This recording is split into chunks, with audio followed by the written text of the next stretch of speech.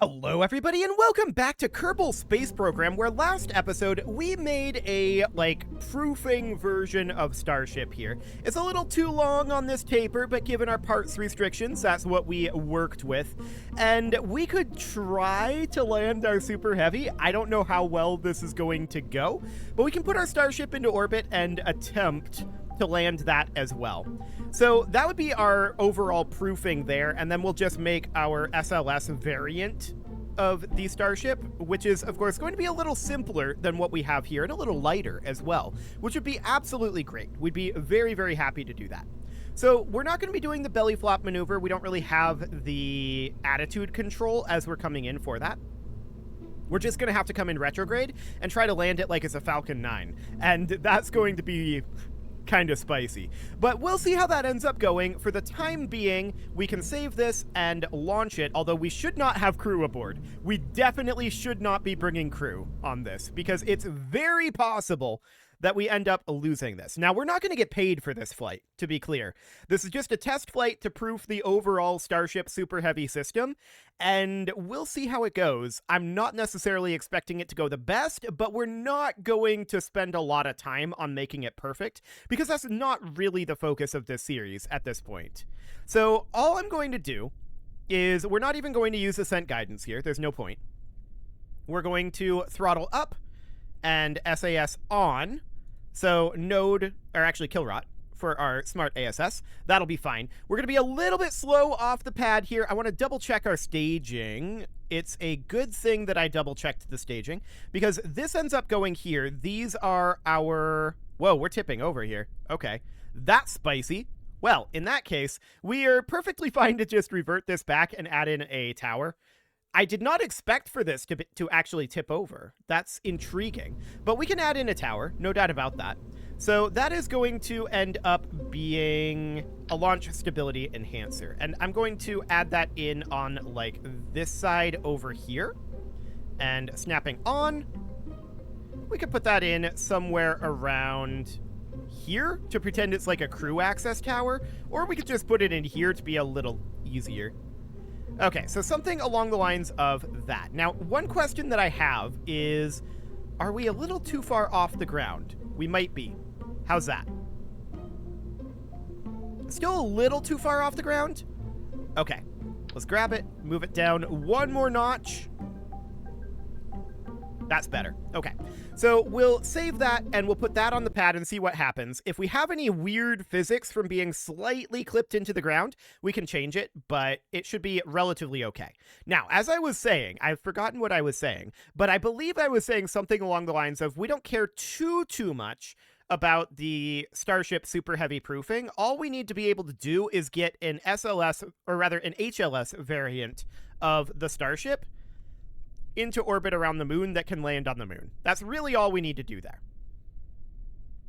Okay, there is definitely some physics strangeness here, but it seems okay. Let's throttle up, SAS on, and let's get this thing very slowly lifting off of the pad.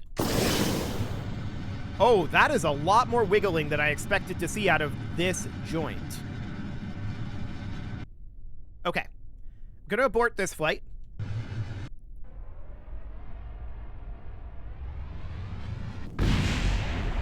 Okay, this is going very poorly. Actually, yeah, that went very poorly. So that's, I'm completely comfortable with reverting that, but that was good content. I'm glad we did that. The reason why I'm comfortable with reverting that is there's absolutely no way this joint would be that wiggly in real life, right? So we're going to need to add in some struts here. It's going to, in some ways, ruin the aesthetics that we've got going on here. But to be honest, our aesthetics are kind of mediocre to begin with. So I feel like that's reasonably fine. We'll put this back on the pad and we'll try that again. That was altogether too much wiggling going on. That was not going to be a viable rocket with that amount of wiggling. So we'll see if these struts do the trick. Fingers crossed. So out on the pad this goes. All we need to do is get it into a proper orbit, right? Being able to land it is the icing on the cake. But that sort of a structural instability in the stage joint here, this still looks like there's a lot here. Okay, I'm going to revert this if it is a problem. I want to test it quick. Okay, yeah. See, that added absolutely no stability here whatsoever. So we're going to need to revert that. That's clearly not where the actual problem is. The actual problem, based on what I was seeing there, appears to be between this engine plate and this fuel tank. So what I'm going to do is I'm going to take these struts in quad symmetry, and I'm going to attempt to do it from tank to tank here. It does not want to go from tank to tank. Noted. It very much doesn't want to do that. So one thing we could do is we could simply put in some cubic octagonal struts, and we would put those about here, and then about here. Very, very tiny little struts poking out, with the idea being that we connect strut to strut here.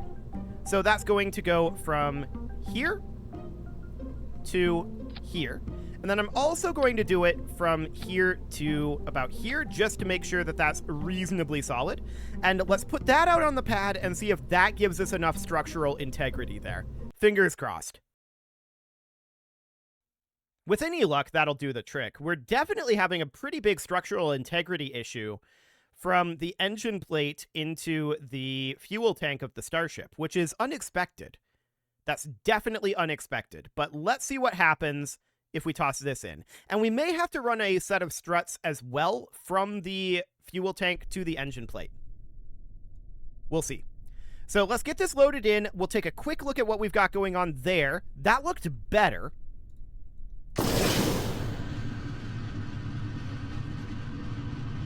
That looks pretty stable. This is very, very slow off of the pad. We knew that would be the case. These are 9 mainsails lifting this, I want to point out. Now, in reality, they use 33 Raptor engines to lift this. We don't have an engine plate that gives us 33 engines. But we're just going to lift this as far as we can. Oh, I wanted to move this guy up into this stage. Okay, we're going to lift this as far as we can, and once we've got about 10 seconds of burn time left, we are going to want to separate this. The question is, does this propel us far enough to get this out of the atmosphere? I kind of doubt it. So we'll see how that goes. That's where my current concerns lie. We're moving really slow here right now. We're not even at a 10-kilometer apoapsis right now. Thrust to weight has improved, but it's still very, very low. No doubt about that. So, at a 10-kilometer apoapsis, I'm going to start trying to do a gravity turn here. We'll see how that goes. It's not terrible, actually. It's quite stable now. So that's a good sign. I'm going to park this at 45 degrees. I still want to be getting quite a lot of vertical speed here. But we're going to need some horizontal speed anyway. So let's bring this on out to a 45-degree marker about here. And we're just going to burn here for the next while. Okay. So we've got about 30 seconds left of burn time on our Super Heavy.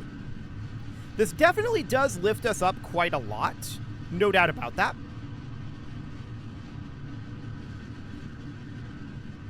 But we're going to have to make some changes here, almost certainly. Our thrust to weight is very low. That's for sure. Only about 30, 40 kilometers on the apoapsis here. I'm concerned about that. Okay. 10 seconds. Cutting throttle. Staging. And we're burning.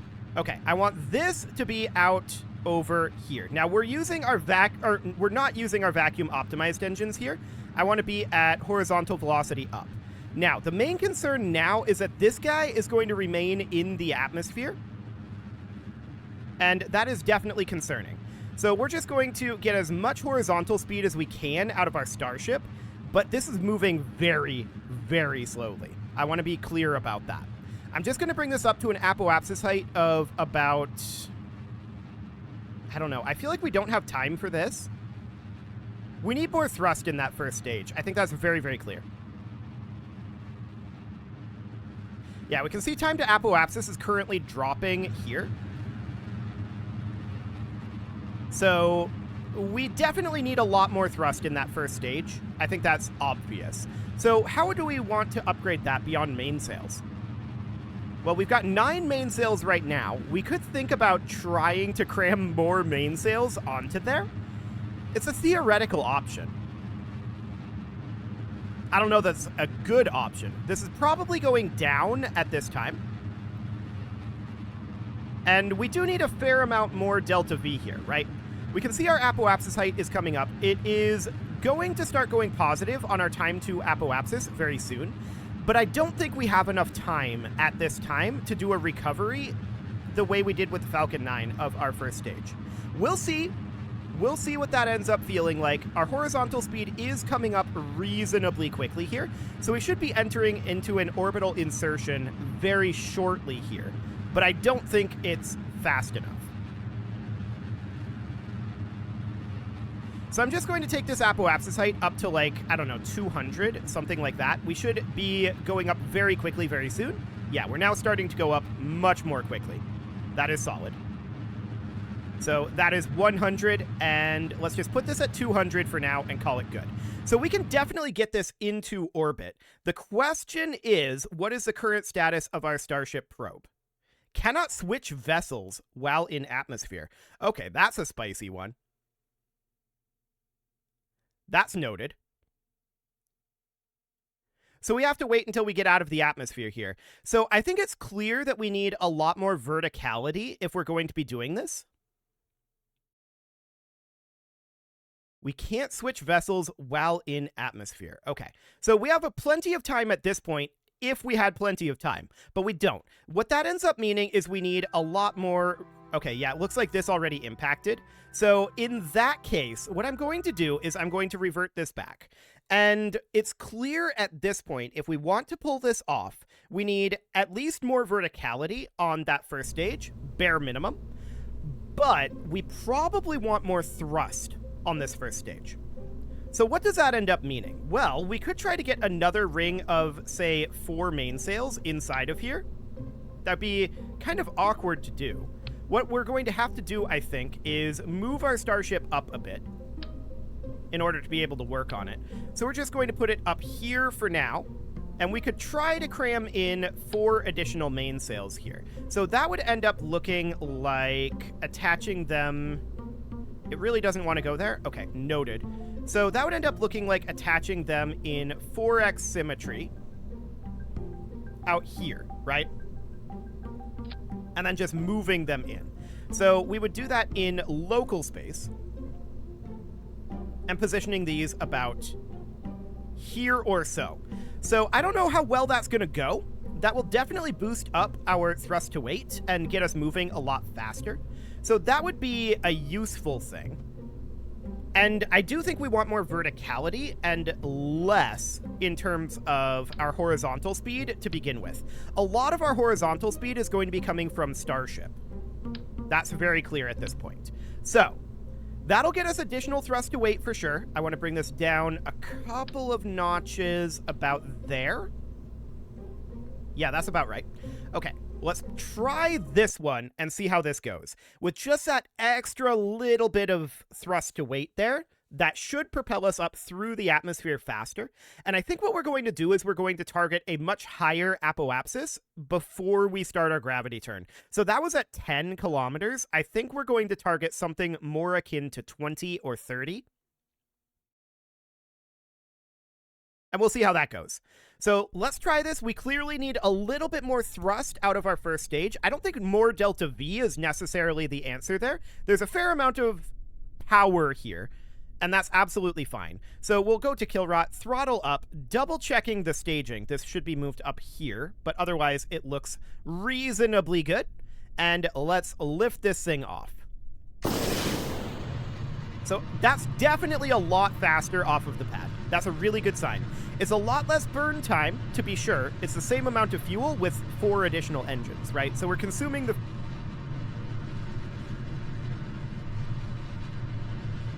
But we're definitely moving a lot quicker. And that is what we really, really need here. So let's just bring our apoapsis height up a bit. It looks like we're listing off to the side a smidgen. I'm going to take us off over here. And we'll just park about here. So we're at about 10-kilometer apoapsis now. That is looking solid. And I'm going to start this at about 20 kilometer. 17, 18, 19, and 20. And at this point, let's see what it feels like to take this guy right on over here. We're definitely consuming our super heavy fuel faster. But we're also getting a lot more verticality out of this. And I feel like that is quite important. So I'm going to park this at that 45-degree marker like we did before. And we're going to retain some amount of fuel here. This is definitely a much higher apoapsis. Okay. And off we go. I'm not sure what we blew up there. Okay. That'll be interesting to find out. We're going to need to go to horizontal velocity up here. And we can see our apoapsis height is already out of the atmosphere and quite high because of that change alone. So that is a good sign. The next question is, was this guy actually out of the atmosphere? I'm not sure that it was, but I'm not also sure that it matters that much. We can see our time to apoapsis is going slightly down here. We need to get a lot of horizontal speed, and that is exactly what we're doing. Now, we are going to be shifting over to our vacuum-optimized engines after we succeed in this burn, although it would be more efficient to do it now. As soon as we hit the vacuum, I'm going to fire up our vacuum-optimized engines, but I'm not going to shut down these just yet, because I want to get switched over a little faster, I feel like. So we're out of the atmosphere now. Okay, so the vacuum-optimized engines are burning at this time. Fantastic. And we're just going to push our apoapsis up to 200 kilometers, like before. Things are definitely different on this flight. And this flight profile feels better to me. So we're going to bring this up to 120. Yeah, we're starting to get this apoapsis height going up faster and faster and faster. That looks solid.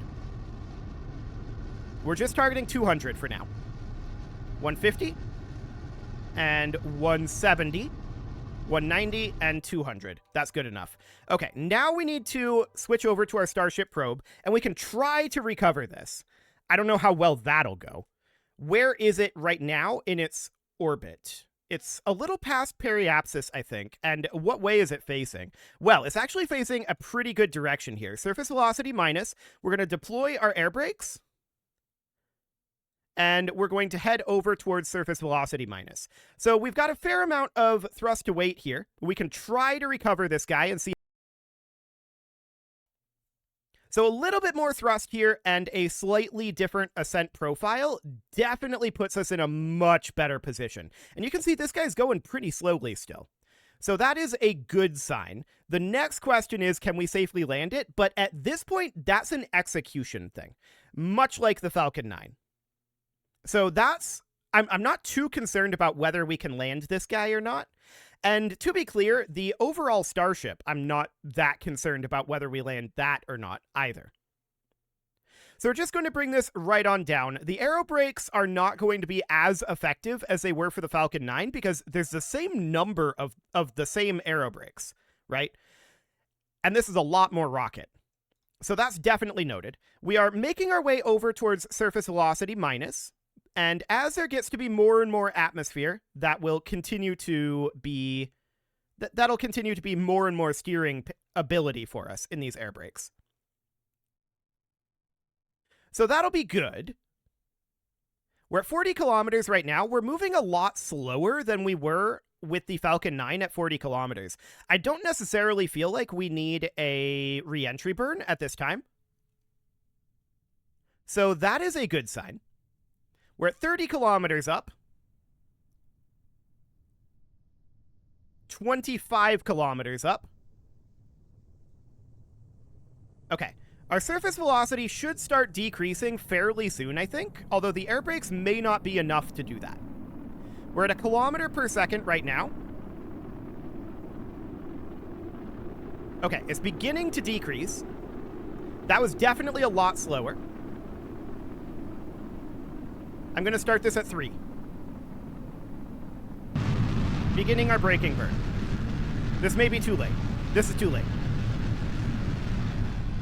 Okay, so that is noted. The aerodynamics are significantly different. But that is a matter of execution at this point. So I'm okay with that. That said, there's a small concern about Delta V there. We may have to, and we'll recover this. That's fine. Yeah, I'm aware that that was considered a catastrophic failure. We're going to head back to the Space Center, and I have a small concern at this point about Delta V remaining.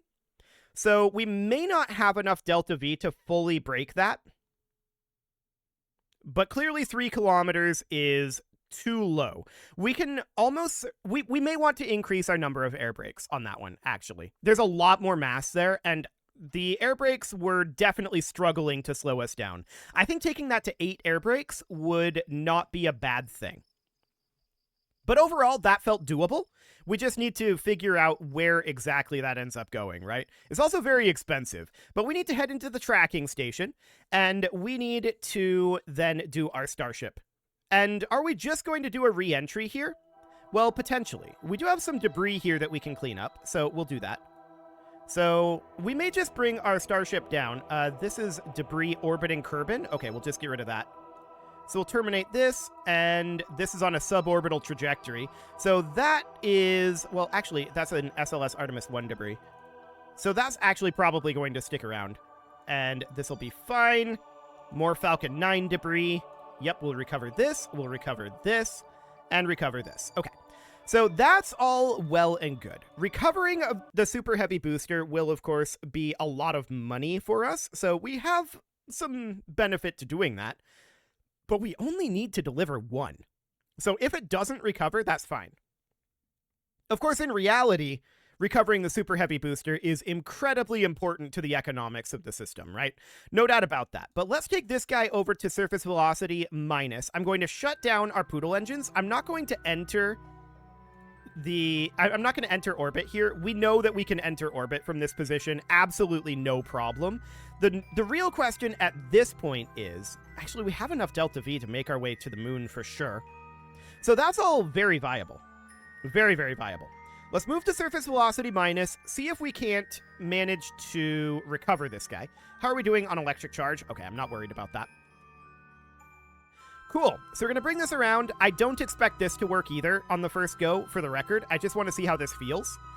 The Super Heavy booster definitely felt recoverable, but the margins for error on it are extraordinarily slim, and I think adding more aero brakes is the way to go there. So at this point, we're just bringing down our Starship. Okay, and we're going to be...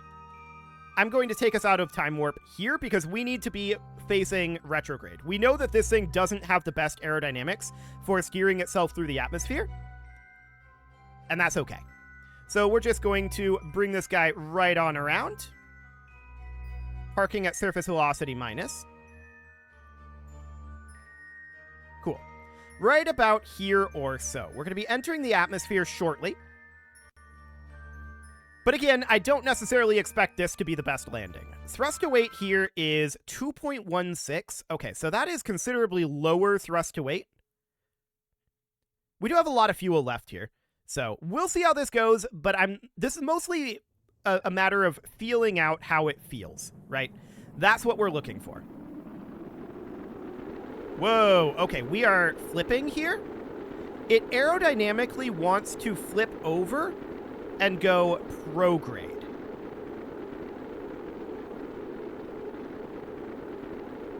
That is awkward. No doubt about that.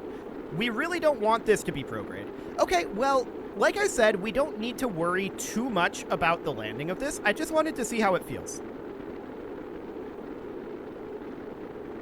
So, it doesn't feel great, is the takeaway. So this Starship is going to be expended. That is reasonably fine. In fact, this might burn up with this prograde motion here.